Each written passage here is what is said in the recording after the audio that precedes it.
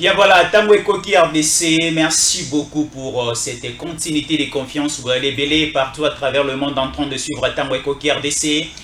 Kitala Tala Eko le Congo, une télévision patriotique. Oui, mais la Rabino Basango na polele pena bosolo na vérité nyonso. Nous sommes Tambwe Koki RDC, Toko le Belao Italie, République démocratique du Congo comme d'habitude. Avec beaucoup de vérité, la politique, comment est-ce que ça se passe ici en République démocratique du Congo. Masolo nyonso. Avec beaucoup de précisions, Toko Bete la Bino Yango Awa, restez toujours cimenté, branché, bétonné, collé, solidifié.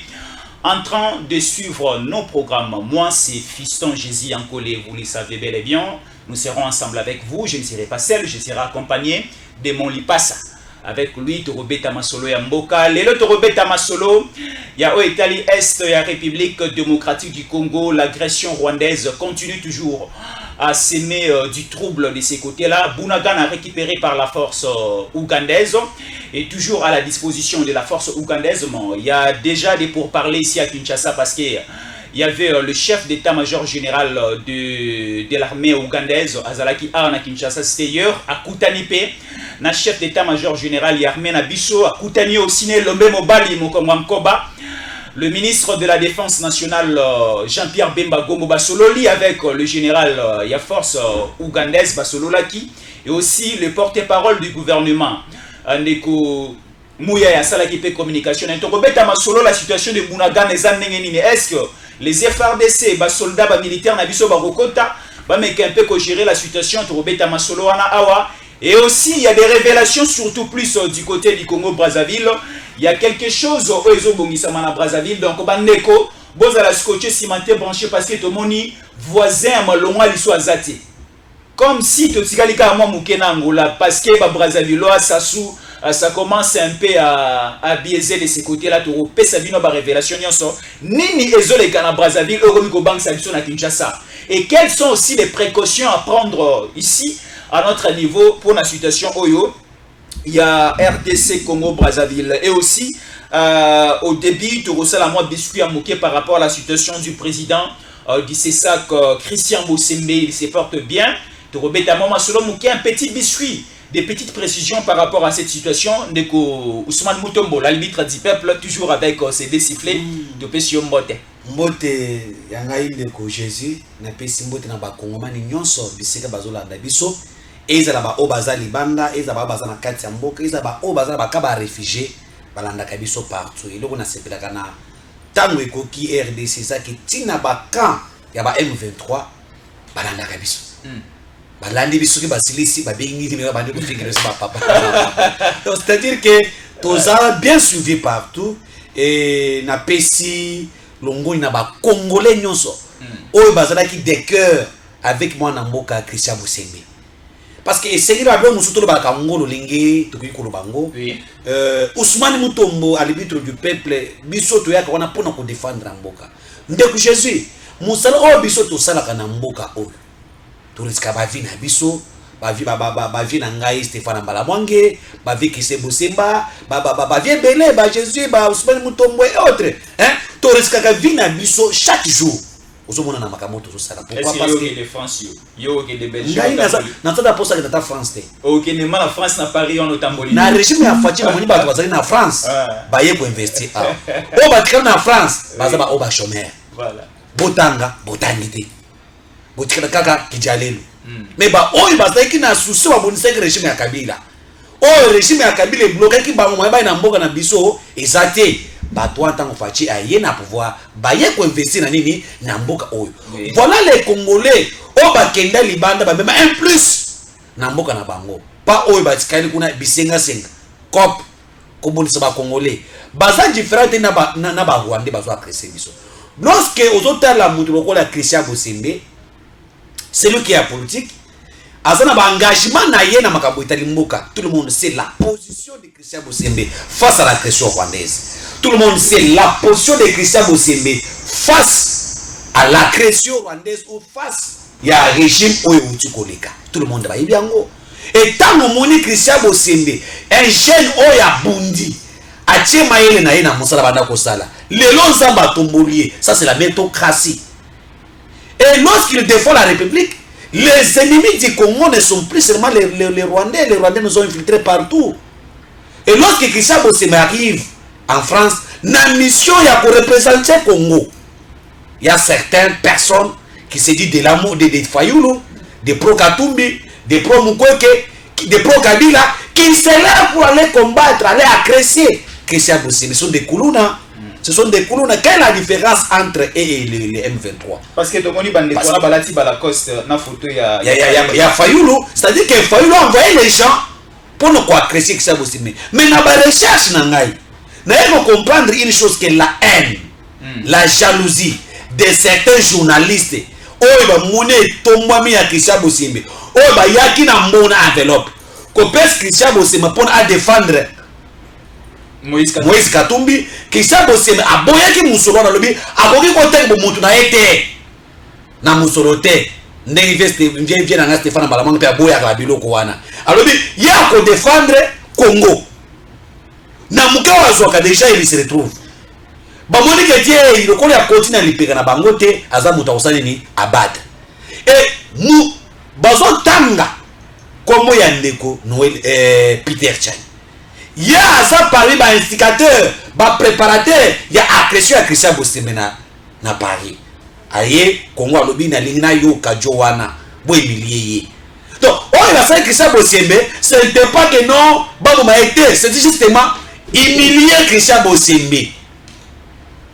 Comme même ses réputations, au contraire, makabo basali, ba mati Christian Bossembe. Tina kabeka mwanga mitawa bazolo batumeti sabali bazobeti lisola Christian Bossembe nzamba zanzambi yo olobike osani kampona kuimilie mutu au contraire likambo yo osani pona osani ni pona kotombola Christian Bossembe nako mutu mona nganda nshika benga lobi makamo Christian Bossembe ngo za ndenge na lobi nganda nshika bato bazolo Christian Bossembe to c'est-à-dire que bato wana basali fonger na ba est-ce que ce bato basali je wana nganda nshika bali bango te. Les lots, biso to sounen de vient dans Christian Bossembe, courage. Voilà dans le parcours d'un homme, il faut qu'on maka mususu, oye ko pesa mutu, moi makasi, moi détermination. Mais kasi ba yo ba ça contre Christian Bossembe, ba ko banga bango moko. Mais pourquoi Peter Chan peut être associé? Il y a beaucoup de journalistes ici de Kunangai. Nous avons Badje Nangai Jean-Marie Kassamba. Nous avons beaucoup de Richard Baba et belé ba journalistes. Pourquoi batani bangote? Batangi kaka Peter Chan. Balobi, il n'y a pas de fumée sans feu. Celui qui se sent mauvais, c'est l'autre de l'autre côté. Au moins Peter Chan a mobilisé partout. Baya kola landa kunaye, azoko kabuya lobby a bengi ba combattant du progrès, ba ken ko agresser Peter Chan. Est-ce que Kabuya, Augustin Kabuya, par quelle qualité avant de mobiliser les combattants pour que agresser Peter Chan? On les a juste moi je qu'on est à combattre manasima na buso asali c'est justifié parce que depuis hier déjà. Voilà la folie de certains journalistes. Là je suis en train de lire Patrick Lokala, un journaliste moinon. Il a écrit ceci: Dirigeant, la presse est invitée à venir passer la nuit dans la résidence du journaliste Peter Tiani, qui est dans le viseur de la milice de l'IDPS dénommée Force du Progrès, financée par le secrétaire général du parti présidentiel pour saboter la maison de Peter Tiani à partir de 2h du lundi 3 mars. Alors je me pose la question de savoir, aujourd'hui, nous sommes dans un pays où il y a l'état des droits. Patrick Lokala, ensemble avec toute votre partie, est-ce que vous êtes sûr de cette publication, de cette information que vous êtes en train de dire, qu'il y a une milice au niveau de l'IDPS appelée Force du Progrès? Est-ce que la Force du Progrès, c'est une milice? Là, c'est de 1. Est-ce que Augustin Kabuya, secrétaire général de l'IDPS, a dit à la Force du Progrès de venir à la résidence de Peter Tiani pour l'agresser? Est-ce que vous avez des arguments? Est-ce que vous avez des preuves à bondir devant la justice pour dire que ce que vous avez publié ici est vrai? Toi, Patrick Lokala, journaliste, moi non. Qu'est-ce qu'il y a à voir entre l'IDPS? Qu'est-ce qu'il y a à voir entre Augustin Kabouya et l'affaire de Christian Boussembe. Qu'est-ce qu'il y a à voir entre Augustin Kabouya, IDPS, Force du Progrès et Peter Tiani? Non, qu'on se le dise. Soyons honnêtes et soyons intellectuels, soyons aussi des matures. Nous sommes dans un état de droit, nous sommes dans la démocratie. Il faut aussi savoir nos limites. Là, ça commence à déborder. Ce n'est pas de la liberté, c'est maintenant le libertinage.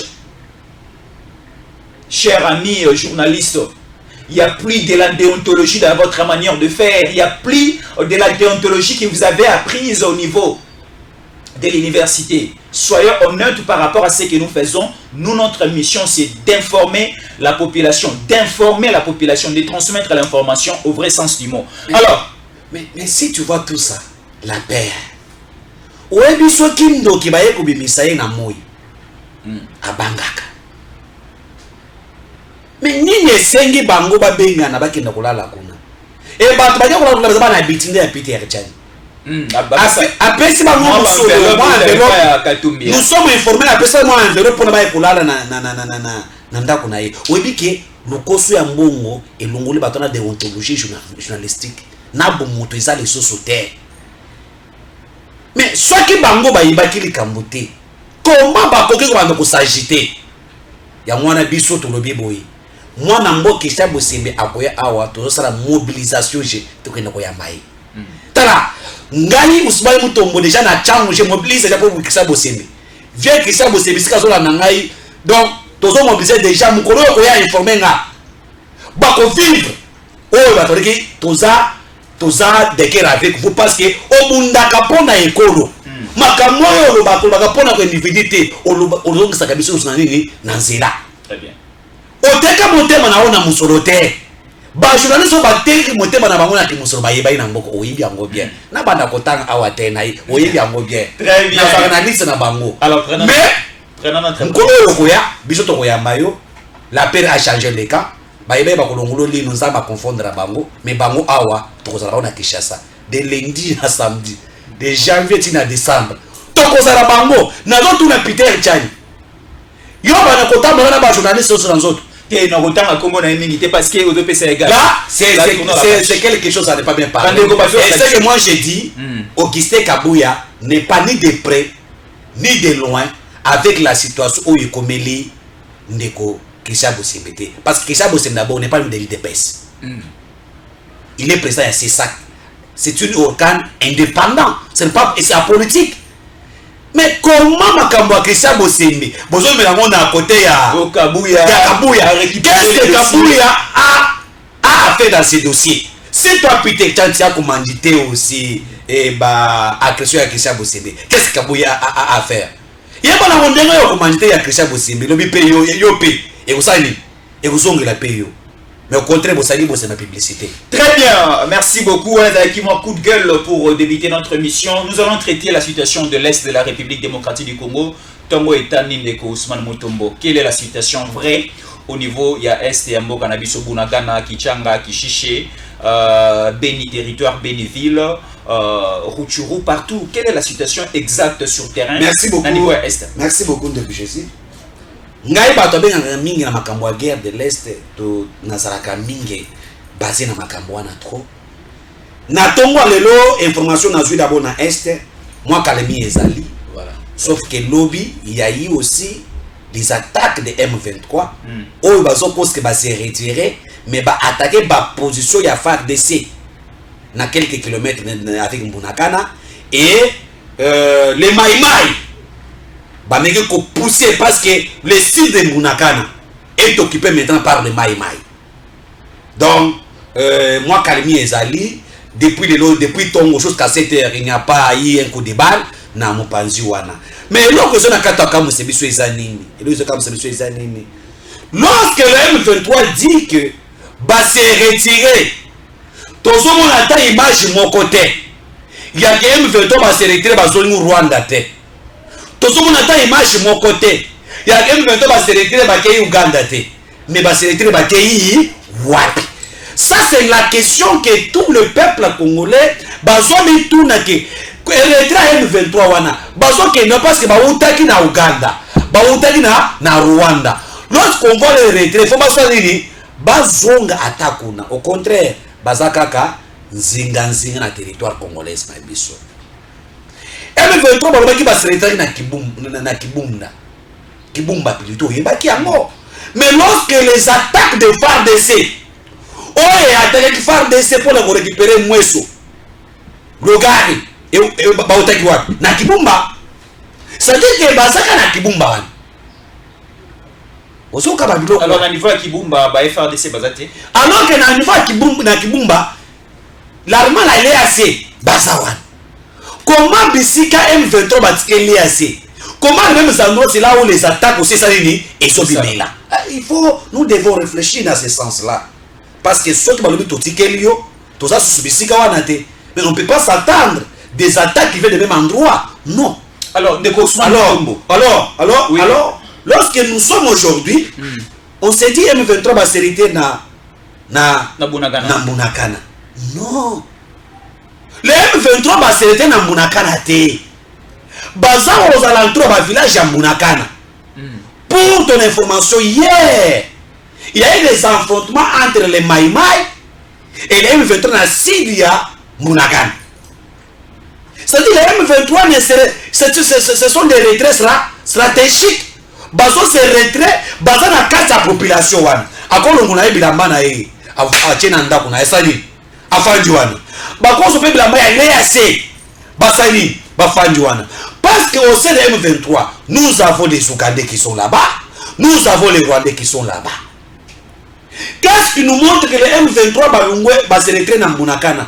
Parce qu'il n'y a pas des images qui montrent leur départ vers Rwanda. Alors, Ousmane Mutombo, M23 va se retirer dans Bunagana pour Bakende parce que Bali s'est déclaré que Baza va Congolais. C'est ça. Il va se retirer dans Bunagana.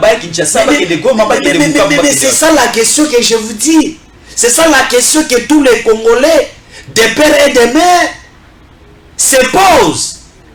Alors, il y a quelque chose qui se prépare, monsieur Ndekonanga Jésus, aux ans de Ndekonanga, Congolais Fobaye Bango, et puis toujours Ben Napé, et toujours les lapés, les besoins d'Atam Konza et Kolo, toujours Sengepe na Makam Oy, ministre de la Défense a se saisi dans la révélation Nabiso, parce que tout makaka frère. L'armée de l'EAC va continuer à combattre M23. Pourquoi? Parce que M23 est moko na bango. Depuis l'agression a commencé, Namona Bisika mon côté, l'EAC va condamner au Rwanda na monokoboté. Alors que tout le monde montre que c'est le Rwanda qui est l'agresseur principal de la RDC. Qu'est-ce qui empêche le pays de sous-régional, le pays de l'EAC, de condamner le Rwanda? Ça c'est une question que les Congolais n'ont pas de réponse. Pourquoi? Ok, il y a une contradiction ici. Ça continue toujours à avoir des contradictions. Je vous vois dans votre premier volet. Première contradiction était la contradiction des ministres des Affaires étrangères. Nous tournons là. Alors que la mission de l'armée de l'EAC, c'est une mission offensive. Et lorsque l'EAC arrive sur le terrain, même Tata Mokonza école na kati ya États-Unis, alors que beaucoup de soldats qui n'ont pas côté de nini ya Bunagana, tout le monde makambo ya M23 so ba résister. Pourquoi il a dit ça? Parce que la mission de l'EAC, de l'armée de l'EAC, était une mission offensive. Mais tant que ba komi na mabele na biso, ba komi ba observateur, ba charger ba feriste, ba charger na balobi, tous ça ba observateur, ba sali mariage na ennemi, ba komi ko yambana, ba mo pesa na ba bisou, ba komi ko changer na ba tenue. Bisiki biloko ya M23 esili ya kolia bango basani baravitaye bango. M23 sangi teni bango basani bamemle bango teni. Lorsqu'on a essayé de hausser la voix, Mbalamoko, le secrétaire à l'EAC, la présidente ya Tanzanie je pense, alors non, la mission de l'EAC n'était pas une mission offensive, c'était une mission d'observation. La contradiction totale. Quel est l'impact maintenant de l'observation de la force régionale sur terrain à l'est de la RDC? Selon vous d'abord, parce qu'il parle de non à la défensive, non à l'attaque, mais à l'observation. Quel est l'impact maintenant de l'observation sur place? Deuxième volet, On s'est basé sur ça. C'est voilà entre la contradiction de l'armée ougandaise. Tant que le colonel de l'armée ougandaise va être constamment avant de battre. Alors, l'armée ougandaise ne viendra pas dans une mission d'observation. S'il n'y a pas aucun d'autres groupes rebelles na base na Minduki, il doit reconnaître la détenue à Minduki quand on va faire FARDC. C'est-à-dire que nous sommes à Minduki, basa FARDC, il faut pas combattre bango. À cette population va presser confiance. Mais tant que c'est armée ougandaise, ba komi na munakana, mbala moko mwana Museveni a tweeté. Alors notre émission n'était pas là pour combattre les M23, ce sont nos frères. Et nous sommes là en observation afin que va traiter les problèmes politiques dans Bango. Vous voyez qui contradiction? C'est déjà une trahison. Une trahison totale. Une trahison totale. Et au moment où on a regardé ça dans Bango, on va se yamban. On va se chercher battre, on va se sacrifier. On va se tromper. Mais dans tout ça, qu'est-ce qu'il faut? Les Congolais aujourd'hui ont compris une chose. On a dit que dans les cas armés ougandaise, très bien. Est-ce que l'armée ougandaise mérite notre soutien? Non. Même pas notre confiance. Même pas notre confiance. Et qu'est-ce qui part loin? Les M23 interdit. Nabisika oyo armée ougandaise batikeli ba M23 que batmona ata FARDC. Bamona ata muntu a DGMT. Bamona ata la police ya Congo. Alors, c'est Batikamona Kaya Bandekwana. Là, c'est une trahison. C'était aussi une précision. C'était aussi une précision que j'allais donner. Aujourd'hui, M23 est signé communiqué qui va libérer, va signer retrait Nabango au niveau de Bunagana. Batiki Bunagana entre le main. Batik espace à Bunagana. C'est-à-dire qu'il y a d'autres espaces au Bango, Baso occupé. Donc Batiki entre le main de la force ougandaise. Mais Balingi Bayokate que la force congolaise, l'armée congolaise est pénétrée dans Bunagana et a occupé Bunagana. Et à ces moments-là, Bango peut pas la répercussion sur le terrain. Voilà, c'est ça.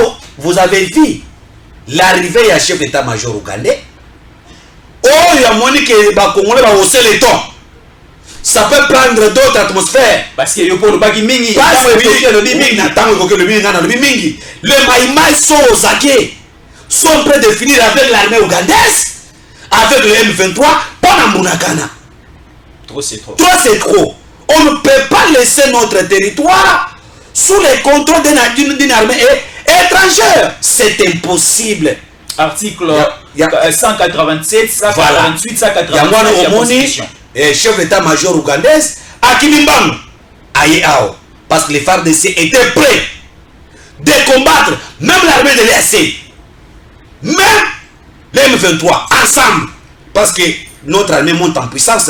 Je te dis, notre armée est monter en puissance à haut niveau. Grâce à qui? Grâce au chef de l'État, Félix Antoine Tshisekedi Tshilombo, qui s'implique jour et nuit. Très bien. Pour l'avancement de notre armée congolaise. Plusieurs fois, il n'y a pas un chef d'État qui s'est impliqué pour la paix de l'Est à part Tshisekedi. Si au moins d'autres chefs de l'État, qu'on s'est impliqué le compte Tshisekedi, mais la notification à Marco mais tant que le monde Tshisekedi aïe, à la notification à Marco, c'est-à-dire que c'est quelqu'un qui s'est impliqué pour la paix de l'Est. Et tant que chef d'État major ougandais aye bakutani na chef d'état major congolais Christian Chiwewe bateki kukutana pe na ministre ya défense Jean-Pierre Mbemba Ngombo qui est contre l'armée de l'EAC. Je t'informe ça. Jean-Pierre Mbemba est contre l'armée de l'EAC. On est en train de voir comment on peut faire partie de cette armée. Et bakutani le monsieur a rassuré le ministre de la défense et l'armée congolaise que non. C'est pour un temps, et l'armée congolaise a occupé Nini, territoire et à Bunagana. Nous, on n'est pas là pour travailler avec les M23, mais c'est votre territoire. Donc, le général, il y a armée ougandaise face à Jean-Pierre Bemba Gombo à Lobi, tout s'est calmé. À Lobi, tout s'est calmé. Pour libérer Bunagana. FARDC et FARDC, se contrôlent ensemble avec eux, travailler en collaboration Comment travailler? Est-ce que Jean-Pierre Bemba a accepté cela? Comment travailler? Les FARDC va travailler ensemble avec l'armée ougandaise. Or, c'est notre territoire. Non, notre territoire. Dans la mission de l'EAC, en tant que les observateurs, c'est-à-dire alors que, et c'est là si on va observer, mais notre armée sont là pour protéger les gens. Parce que quand Bago va pour nous observer, même si Bazo m'a battu, tu as vu ce qui s'est passé à Kichanga, non? Oui, très bien. Les M23, Bazo ma population et les forces de l'EAC sont là présents. Ils observent. Les images circulent dans le monde entier. Et il y a des pays qui sont dans le retour centre. Bazo na kati ya Congolais na machette par le M23. Et les forces de l'EAC étaient présents. Alors, notre armée doit être pour sécuriser notre territoire et pour sécuriser la population et leurs biens.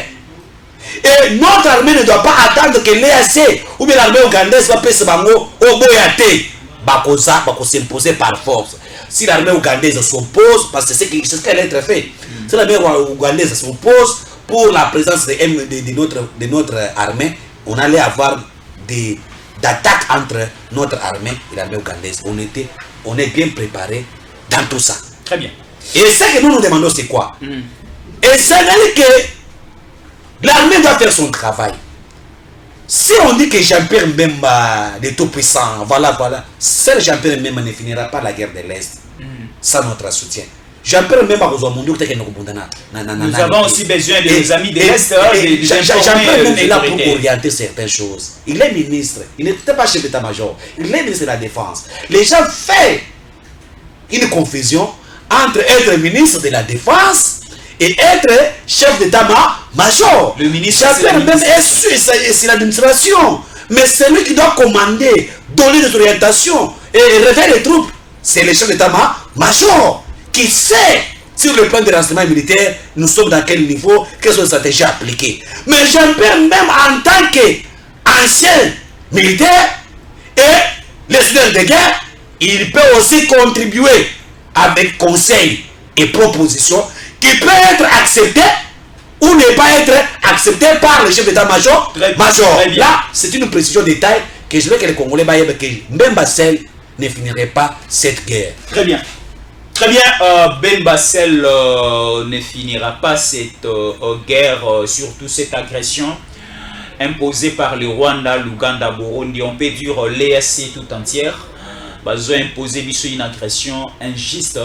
Et nous, au peuple congolais, nous sommes là pour lutter et pour ne pas que notre pays soit divisé, soit balkanisé. Et on ne lâchera pas, surtout que nous avons Félix Antoine Tshisekedi Tshilombo, chef de l'État, est là. Il est en train de se battre. Aujourd'hui, la Russie n'est une responsabilité à Conseil de sécurité à ONU. C'est maintenant le mandat de la Russie. Alors nous avons plus besoin d'aller aussi au niveau de la Russie, voir qu'est-ce que nous pouvons faire. Ensemble avec la Russie, Jean-Pierre Bemba Gombo, le chef de l'État, réfléchir. Est-ce qu'il faut signer un partenariat avec l'armée russe, voir ce que nous allons faire avec les FARDC pour essayer de mettre une stratégie à l'Est. Mais je dois préciser une chose ici. Vous avez compris qu'au niveau des conseils de sécurité, la Russie a donné sa position dans le Congo. Oui. La Russie a fait une réforme au sein de la sécurité en Bokanabiso.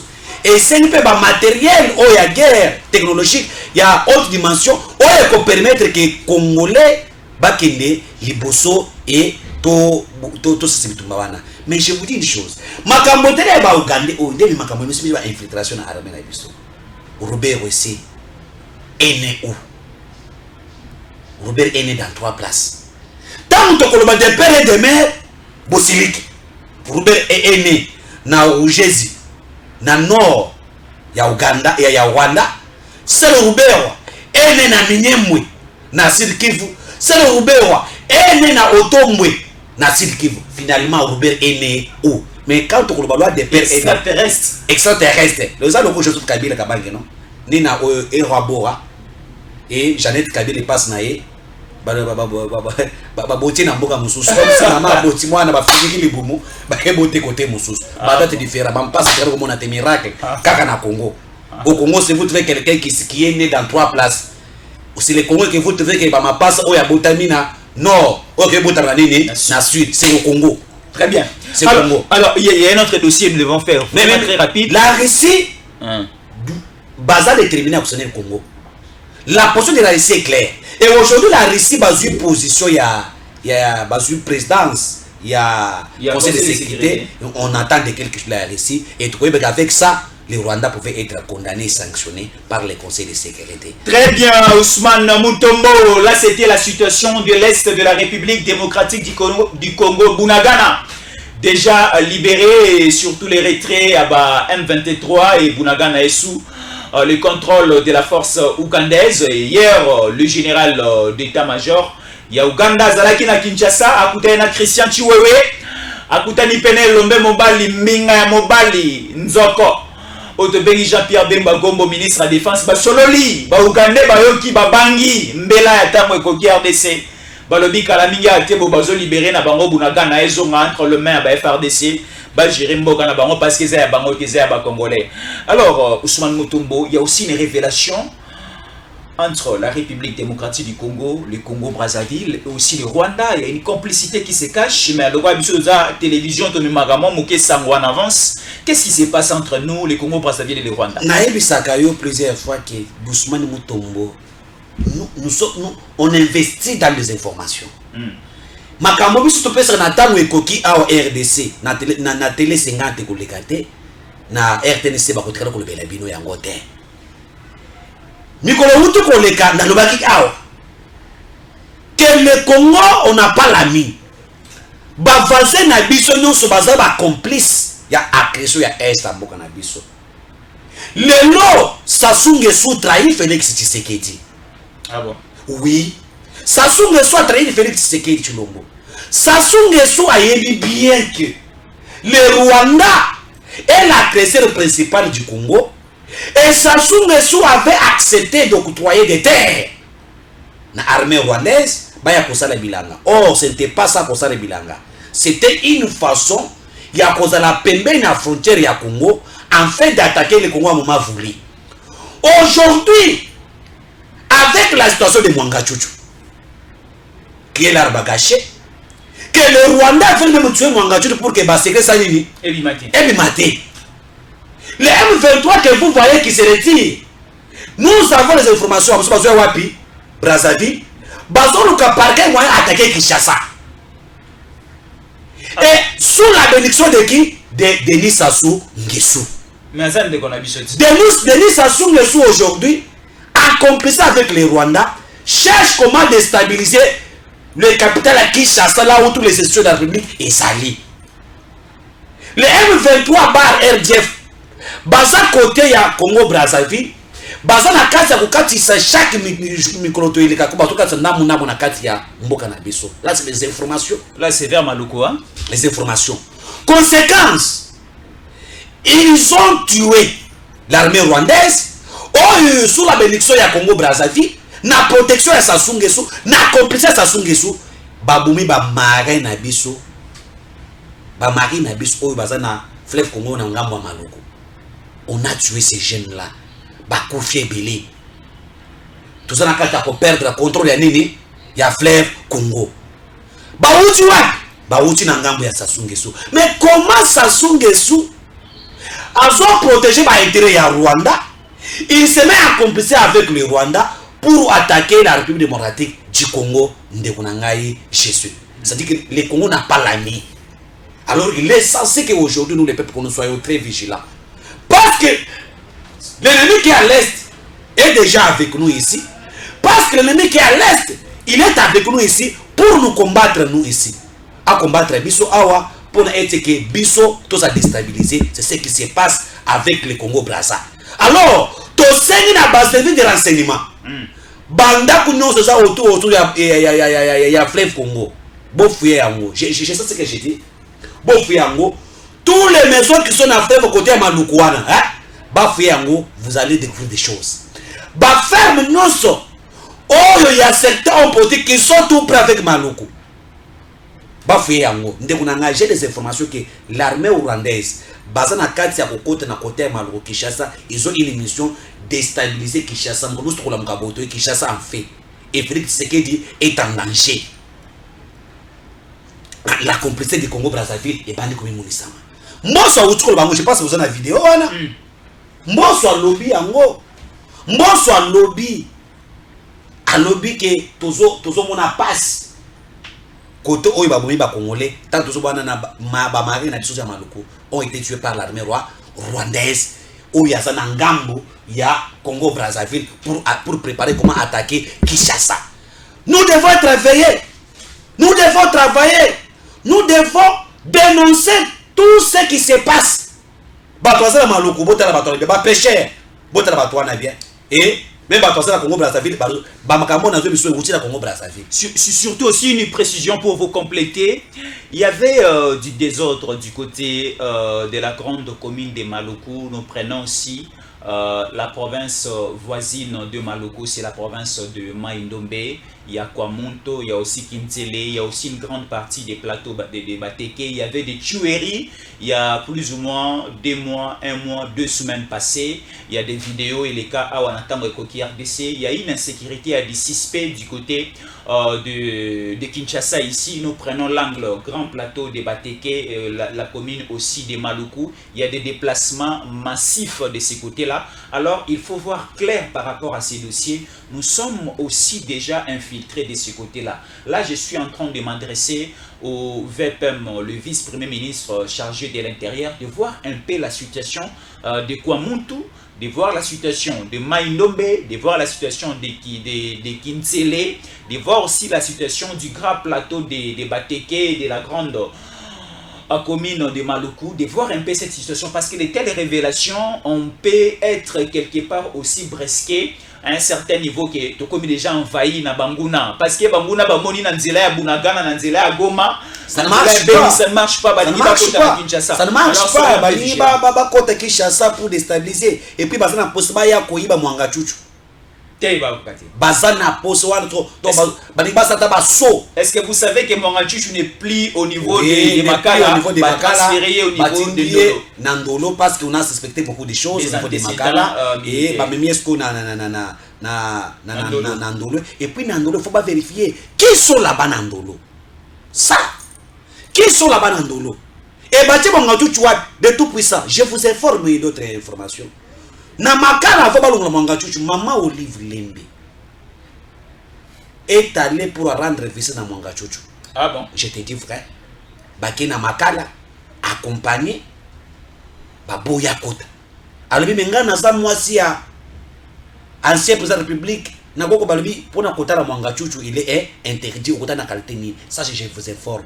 C'est 24 heures après, ne ba déplacer Mwangachuchu ba memé na nini na Ndolo. C'est-à-dire comment Mwangachuchu ba tozo tala ba toaminer. Qu'est-ce que maman aux 8 ans ou autant na kendaki na procès na sozole na soko te kotika le mo bombo te na kotika le poisson nga Mwangachuchu la samu to ba kokalinga ye bachi ba kongola so banda kolia emosunya so que zamba kolimbisa biso parce que les 100 de plus de 11 millions de Congolais qui sont morts, plus de 20 millions, ils n'ont pas battu. Merci. Moi, je peux accepter que Nzamba a punir nga so ba pesa mundo bon Mwangachuchu na konjima makila bato na soko na moto na bumaye. Non. Ce n'est pas les gens. Je te dis vrai. Non, retirez. Non, Mwangachuchu a tué le peuple congolais. Ne faut pas rendre du mal au mal. Écoutez, qu'est-ce que le Congolais au Bazana Est basala mabe pona Mwangachuchu? Oya a financé ba couper pour na baboma bango. Plus de 20 millions de Congolais ont tué par Mwangachuchu. Et plus que Mwangachuchu. Non? Quand Mwangachuchu bando kumawana, il va quitter qu'il faut retirer des armes. Mais quand vous pouvez me dire que l'ingataye, tu retirer malo. Non, nous devons faire quelque chose. Ce monsieur doit être tué en public. Voilà, et servir exemple na bato mususu. Mais ya wana tout maman Olive Lembe ni netinda kiye akende kokutana na Mwangachuchu parce que ayebi ke ba intérêt na bango. Voilà, affaire Edouard Izi Mwangachuchu, la prison de Ndolo et la nouvelle adresse du président du groupement parlementaire CNDP. Ce dernier est aussi accusé d'escroquerie par son ancien associé CIG américain au nom de Sussman, c'est un ancien associé à Mwanga Chouchou, à Escroca, Mwanga Chouchou à Escroca, Sussman une grosse somme d'argent. Et Mwanga Chouchou, à part la tuerie au niveau de l'Est, à part copier la minerie dans l'Est, à part aussi Marabo Nyonso Chissidali Kolandelaye, Balobi, il y a un sujet américain, son ancien partenaire répondant au nom de Sussman, Yepe Lisusu Aero Bagisa, Libanga Likolo, Libanga Yaba Oizali ko pesé sur les épaules ya Mwanga Chouchou, à Longo na président Makala, à Kenandolo. Nous sommes déjà arrivés à la fin, juste 30 secondes pour chuter Ndeko Ousmane Mutombo. Mais je vais vous dire une chose ici, de ça Mwanga Chouchou dans Bakatumbi Bazama à l'aise. Je voudrais faire une chose. C'est des choses que nous devons parler ici. Ndeko nangai bataille ça na kata ko pesa biso défaut, mais na kosenga que justice militaire basa la musana yango. Batulokolo Mwanga Chouchou, il mérite la prison à vie et tué en public. Mais tozo senga ba konzi ya mboka makambo tozana kati ya koloba oyo et puis sa leçon interpeller mitema ya bato to sengi tata mokonza ekolo il faut soutenir les mai. Les mai ont besoin de soutien du gouvernement. C'est important. Hein? C'est important, je te dis. Hein? Les mai ont besoin de soutien du gouvernement. Et c'est que le gouvernement a besoin de soutenir les mai. Si moi, Ousmane Mutombo, j'ai le numéro du président de mai, mais pourquoi pas le chef de l'État? On peut les soutenir pour accompagner Bango, parce que Bango ne va pas parmi les bateaux pour les Ekota na Est Yamboka na biso. Bien, merci. Et je dois dire une chose, c'est pour finir que la loi Tchani, je l'ai dit, Moïse Katumbi a mis en place 1 500 000 $ américains. Oyo koya nango et pas Salomon. Bazana kati ya kobenda ba député na kata parlement, ko convaincre bango pour que bango ba voter contre la loi Tchani. Mbongo wane ye na ko se ba député bolé ya mbongo. Eza mbongo ya république ko konyanga lobi bo succès Moïse mbongo na nyonso. Kasi loi Tchani elle kate eza na mitema na biso ba congolais de père et de mère, eza na mitu na biso na mitema na biso. Na bana na biso ba yebi ke to kotikala ko voter un étranger et c'est de voter congolais de père et de mère.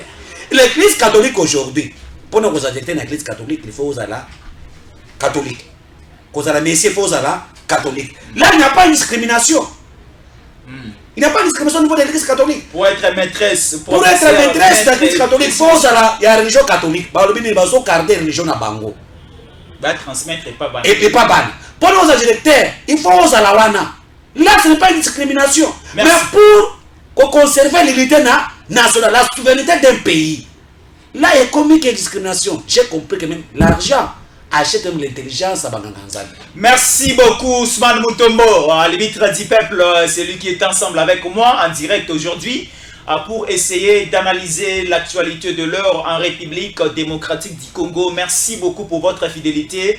Vous venez de nous suivre du début jusqu'à la fin. Merci beaucoup. Très sincèrement, de Pessibino, merci. Vous allez belé, Mokili Mobimba, et belé en Afrique, belé na Poto, et belé Belissousou, na République démocratique du Congo, Bana Kisasa Tolova Bino, merci beaucoup.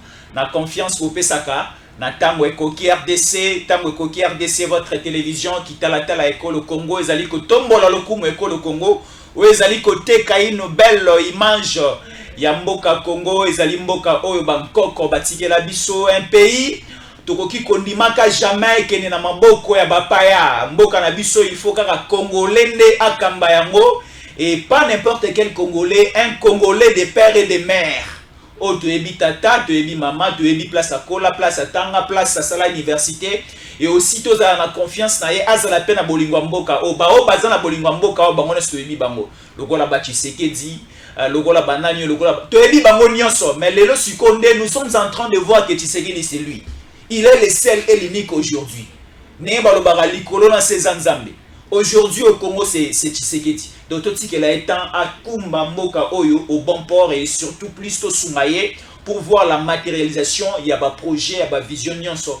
Au Congo, nous sommes déjà vraiment arrivés à la fin. Surtout, nous vous demandons de rester scotché, cimenté, branché, bétonné, solidifié, collé au programme des Tango et Koki RDC parce que les informations continuent. Restez toujours fidèles à nos programmes.